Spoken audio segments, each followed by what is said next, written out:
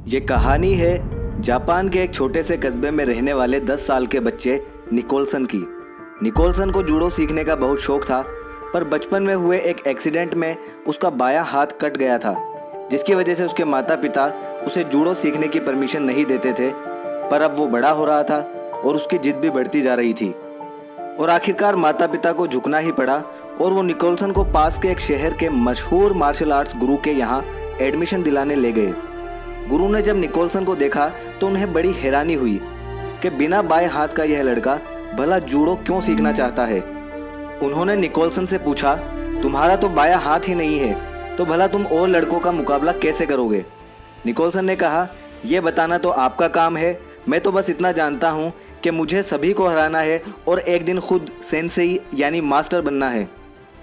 गुरु उसके सीखने के इस मजबूत इरादे से काफ़ी इम्प्रेस हुए और बोले, ठीक है, मैं तुम्हें सिखाऊंगा, लेकिन एक शर्त है, तुम मेरे हर एक निर्देश का पालन करोगे और उस पर पूरा भरोसा रखोगे। निकोलसन ने भी सहमति में गुरु के सामने अपना सर हिला दिया। गुरु ने एक साथ लगभग 50 स्टूडेंट्स को जूडो सिखाना शुरू किया। निकोलसन भी बाकी लड़कों की तरह सीख रहा था, पर उसने कुछ दिन बाद ध्यान दिया कि गुरुजी बाकी लड़कों को अलग अलग दावपेच सिखा रहे हैं, लेकिन वह अभी भी उसी एक किक की प्रैक्टिस कर रहा है जो उसने शुरू में सीखी थी।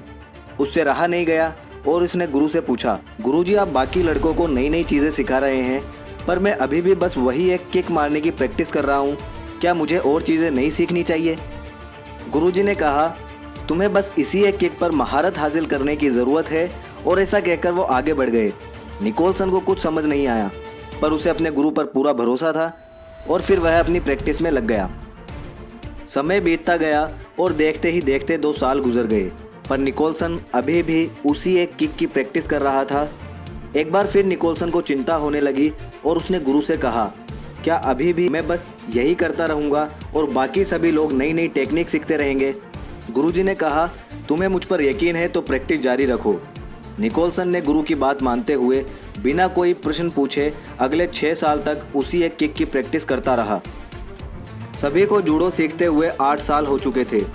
तभी एक दिन गुरुजी ने सभी स्टूडेंट्स को बुलाया और कहा, मुझे आपको जो सिखाना था वो मैं सिखा चुका हूँ, और अब गुरुकुल की परंपरा के अनुसार सबसे अच्छे स्टूडेंट का चुनाव एक कंपटीशन से किया जाएगा, और जो इसमें जीतेगा उस स्टूडेंट को सेंसेई यानी मास्टर की उपाधि से सम्मानित किया जाएगा। कंपटीशन शुरू हुआ। गुरुजी ने निकोलसन को उसके पहले मैच में हिस्सा लेने के लिए आवाज़ दी। सभी स्टूडेंट्स को लग रहा था कि भला बाएं हाथ के बिना निकोलसन क्या जीतेगा और ये पहले ही राउंड में बाहर हो जाएगा। निकोलसन ने लड़ना शुरू किया और सभी को हैरान करते हुए उसने अपने पहले 2 मैच बड़ी आसानी से जीत लिए। तीसरा मैच थोड़ा कठिन था, लेकिन कुछ देर बाद सामने वाले ओपोनेंट ने कुछ देर के लिए अपना ध्यान उस पर से हटा दिया। निकोलसन को तो मानो इसी मौके का इंतज़ार था। उसने अपनी मजबूत किक ओपोनेंट के ऊपर जमा दी और मैच अपने नाम कर लिया। अभी भी अपनी जीत से हैरानी में पड़े निकोलसन ने फाइनल में अपनी जगह बना ली, लेकिन इस बार ओपोनेंट कहीं अधिक ताकतवर, एक्सपीरियंस्ड और तगड़ा था। देखकर ऐसा लगता था कि निकोलसन उसके सामने 1 मिनट भी नहीं टिक पाएगा। मैच शुरू हुआ। ओपोनेंट निकोलसन पर भारी पड़ रहा था। रेफरी ने मैच रोककर ओपोनेंट को विनर अनाउंस करने का प्रस्ताव रखा, लेकिन तभी गुरुजी ने उसे रोकते हुए कहा, नहीं, मैच पूरा चलेगा। मैच फिर से शुरू हुआ। ओपोनेंट कॉन्फिडेंस से भरा हुआ था और अब वो निकोलसन को कमज़ोर समझ रहा था, और इसी सोच में उसने एक बहुत बड़ी गलती कर दी। उसने अपना गार्ड, जिससे वो अपना बचाव कर रहा था, उसे छोड़ दिया।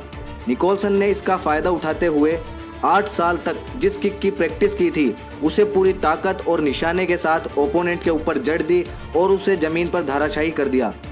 इस किक में इतनी ताकत थी कि ओपोनेंट वहीं अधमरा हो गया और निकोलसन को विनर अनाउंस कर दिया गया। अपनी जीत से हैरान निकोलसन ने गुरु से पूछा, सेंसेई, भला मैंने ये कंपटीशन सिर्फ एक मूव सीखकर कैसे जीत ली? गुरुजी ने कहा, तुम 2 वजह से जीते हो। पहली वजह यह है कि तुमने जूडो की सबसे कठिन किक पर इतनी मास्टरी कर ली है कि शायद ही इस पूरी दुनिया में कोई और ये किक इतनी एफिशिएंसी से मार पाए। और दूसरी वजह यह है कि इस किक से बचने का सिर्फ एक ही तरीका है, और वो है ओपोनेंट के बाएं हाथ को पकड़कर उसे ज़मीन पर गिराना। निकोलसन अब समझ चुका था कि आज उसकी सबसे बड़ी कमजोरी उसकी सबसे बड़ी ताकत बन चुकी है। दोस्तों, हर इंसान में कुछ ना कुछ कमी ज़रूर होती है। इस पूरी दुनिया में ऐसा कोई इंसान नहीं है जो परफेक्ट हो। इम्परफेक्शन अपने आप में कोई बुरी चीज़ नहीं होती, बुरा होता है हमारा उससे डील करने का तरीका। इस कहानी में निकोलसन के पास दो रास्ते थे, या तो वो अपने बाएं हाथ का ना होने का रोना रोकर एक अपाहिज की तरह पूरा जीवन बिता सकता था, या फिर उसके पास जो कुछ है उसी को अपनी ताकत बना के अपने सपने को पूरा कर सकता था। उसने दूसरा रास्ता चुना और कभी खुद को किसी से कम महसूस नहीं होने दिया। उसमें अपने सपने को पूरा करने का एक मजबूत हौसला था, और जिसके अंदर ये हौसला होता है तो ऊपर वाला भी उसकी मदद के लिए कोई ना कोई ऐसा गुरु ज़रूर भेजता है।